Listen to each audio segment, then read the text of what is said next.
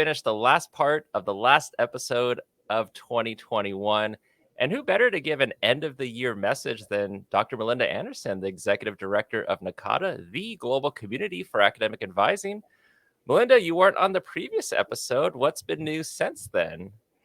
Oh, well, Matt, it is so good to be back with you. As we think about how the year has come to an end, I just really have such a good energy in terms of what we're thinking about from an association standpoint. But I think more importantly, we just all need rest. We all need to restore. I was looking and I saw all the commencement ceremonies and so many people celebrating their students. And so I think that that's probably really what sits on my heart right now when I think about how the year is ending. My freshman, I've mentioned her before, finished her first semester, and so she's at home resting.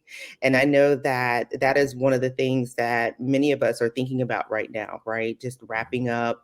I know many of us are not quite finished yet when we think about our respective campuses, but I just know that many of us are looking forward to rest and restoration, and then spending time with family and friends and loved ones. And I also think about those who may be sharing in grief too when they think about those they have lost this year.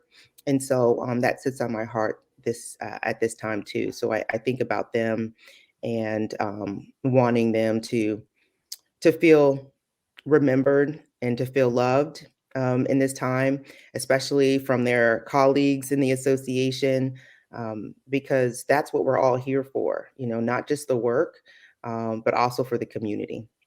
Yeah, absolutely. And just recently, I think you were at a conference and you were talking about, remembering, and I think connected to that is the networking and connections that we've made. And I know a couple episodes ago when we interviewed David Travis, we talked about how he just randomly came to our table at the conference, Mhm. ended up making that connection that I knew someone, a mutual friend, that he Right. ended up hiring over there. And in a way, you kind of had something similar that you were at a conference and you ran into someone that knew someone that works at the executive office, Ben Hopper. Yes, actually, it was wild. I was at Chima in DC this past week, and I ran into it's NACU, it's the association for the campus association for cards. And so I apologize. I know I completely messed that up, Dawn, but I just met her and she came up to me and she was like, "Oh, I knew Ben when I worked for NACA, which is the Association for Campus Activities." And I was just like, yes, of course, I know Ben. He's great, And so we just started talking about how her connection to Ben and how she was a part of the Midwest region and she would come. And Ben was one of the volunteers for the association. So Ben has always probably been destined to work for NACADA when you think about his heart for association work. And so it's just interesting, right, that our communities are so small, and especially in higher education spaces. So I was able to meet some really great colleagues, and for Ben to kind of be the what connects us, it just reminds me that we're not alone at any time. Sometimes, I went to that event not knowing anybody and left with friends. So it was a really great experience. Um, so that's just so funny, right? How life works. Yeah, it definitely does. And I'm not surprised anymore. I'm like, because I went to go visit K State for part of my vacation last Yes, week, yes. and I'm so glad you came. Your pictures were wonderful. and it almost seemed like every 30 feet that because Ben gave me a tour of the campus, every 30 feet he ran into someone. And I'm like, of course, it's Ben. It's Nakata. Everyone Right. knows everybody. Right. So what did you think, man? I mean, you came to campus, you saw the building. What did you think? Oh, it was amazing. Like the kind of like some of the buildings had kind of like the more goth look to it, and then of Right. course then you saw like the newer buildings. You're like, okay, that's different than the brickwork that's on this other building, but it has so much history to it. Right. And to see just the students on campus, to go into these buildings, to see like the learning that's going on and how much K State has. like you have an insect zoo. Like who would have thought? I know. I know. The insect zoo. I mean, the land grant mission at K-State, you see it. It's resonated in every corner. And I don't know if you got a chance to go to Call Hall. Did you get a chance to go by Call Hall to get some ice cream? I didn't get ice cream. We might have gone there though. I feel like I went everywhere on that campus. Yeah, yeah. Well, when you come back, I Yes. definitely have to take you to Call Hall to the dairy bar to get ice cream. My kids, after we took them to the insect zoo, we went and got ice cream, and that's all they remember. They're like, "Oh, that place that you got ice cream. That was amazing." And I was like, "Really? Out of the entire campus, that's the only place you remember?" But it's amazing, and I'm so glad that you had an opportunity to come visit. Our students, when you think about what we have available for them and the heart of the student success mission here at K-State. It just resonates all the way through. And I'm just so glad that you were able to come visit the mothership. I remember as a member when I came to Unger Hall for the first time, I was just like, this is where NACADA lives. It was amazing. So I'm glad that you were able to come by. Oh yeah, and sad that I wasn't able to see you or Lee Cunningham there, but definitely I'll have to come back and see you both in person in the executive office. But it was great going to the EO, seeing what it actually looks like, getting to see some of the people that I've only seen on my computer screen in Zoom Right. meetings, to actually meet them in person. And really a shout out to Joan Krush and Michelle Holiday, Yeah. and Ben Hopper, and Stephanie. Totally, like, everyone there was super nice, but they kind of went the extra mile, took me out to lunch and gave me tours, so it was really great to Wonderful. be able to hang out with them. Yeah, well, I'm so glad that they were able to do that. The EO staff, I mean, they rock. We do love our members. And I think that people sometimes are like, okay, yeah, we see you at annual conference, but roll up on us in Manhattan. We will roll Mhm. out the purple carpet for you, and give you the special NACADA treatment. And so I'm so glad that you were able to get that. And I saw that you also went by the Wizard of Oz Museum in Wamego. Yes. So yeah, so I mean, I always tell people, I'm like, people don't, they think they know Kansas, but I always tell people, like, no, you've got to come check out Kansas. Oh, yeah, I had my assumptions what I thought Kansas was, and totally was not true. Like, it was so so much more than what I thought.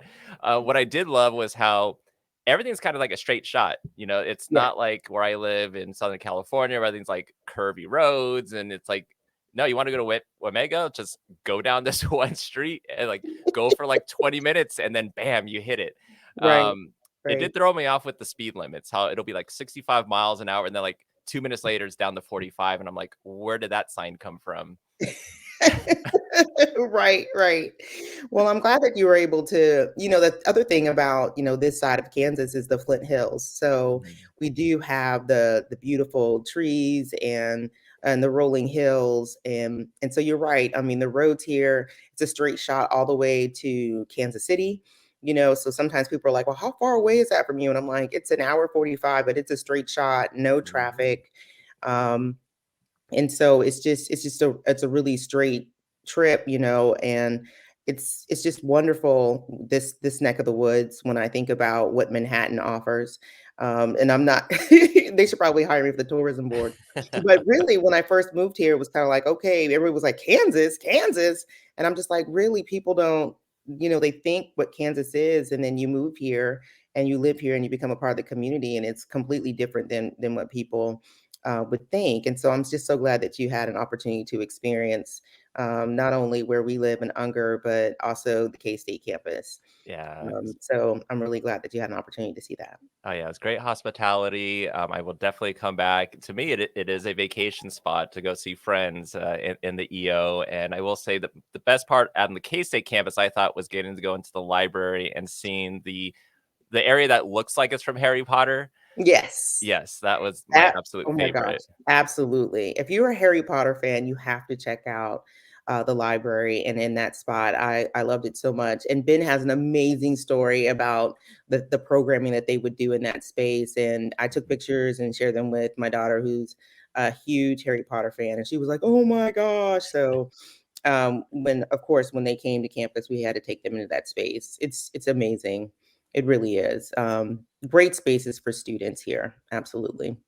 Yeah, and a lot of space. I mean, huge, huge campus. So I'm sure there are a lot of things that I didn't get to see on that tour that I'll get to see next time. But Absolutely. but with the time remaining, I mean, it's the end of the year. So I want to leave this opportunity to you to use this time as an end of year message to not just NACADA members, but advising professionals around the world. Like what what do you want to tell them? No, that's a thank you, Matt, for that opportunity.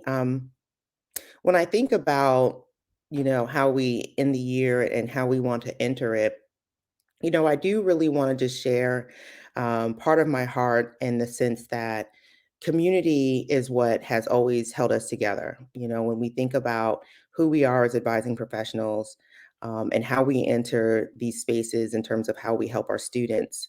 What's really important for me is as we move forward as an association, is that we remember the community and those principles and those values and the pillars that NACADA stands upon. It's what's really kept us together. And as we enter into the new year, more of what we are will continue. But I also recognize that, things have changed at a very rapid and accelerated pace. And my friends and colleagues, everybody is in different transitions.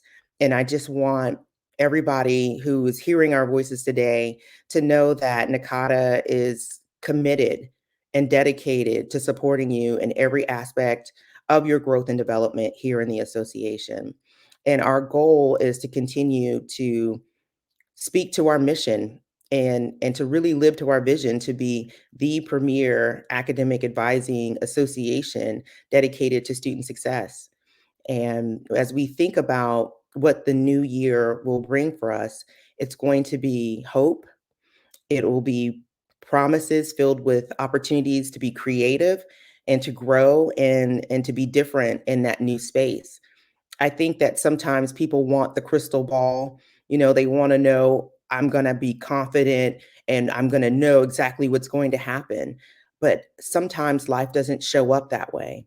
And what really holds me together, I think, is knowing being confident, I guess is probably the best way to say it, in who you are and knowing who you're going to be on the other side of whatever it is that you come face to face with, whether that is transitions or any kind of tragedy or grief or challenges or struggles that you may face. The work that we do as professionals makes us strong. It makes us confident. What we do for our students is what we can do for ourselves. And so I just want the association and all of our colleagues and the field to know that we'll continue to grow and become strong because our students need us. And that's what we'll continue to do. Yeah, what we can do for our students, we can do for ourselves. I'm going to remember that always. I think now, but I think that's a wonderful message that they're giving for this end of the year, and it'll be great to have you on for the next episode, which is episode 50 that we'll have Yes. in the new year to see what kind of message you have in a couple weeks. So thank you, Melinda, for being on. No, thank you, Matt. And I can just say from the bottom of my heart, I just love what you're doing with this podcast and bringing these messages to the field, to the professionals, for those who don't even know that they're going to be professionals in the field yet. And just the joy and the hope that you bring to people. And I see the excitement when a new episode comes out. So I just want to thank you on behalf of your listeners and those who don't know that they're going to be listeners yet. So thank you. You're doing Oh, a I great job and just continue this great effort. So oh, thank I you. appreciate it. So hearts and happy Hearts, holidays, Melinda. happy holidays.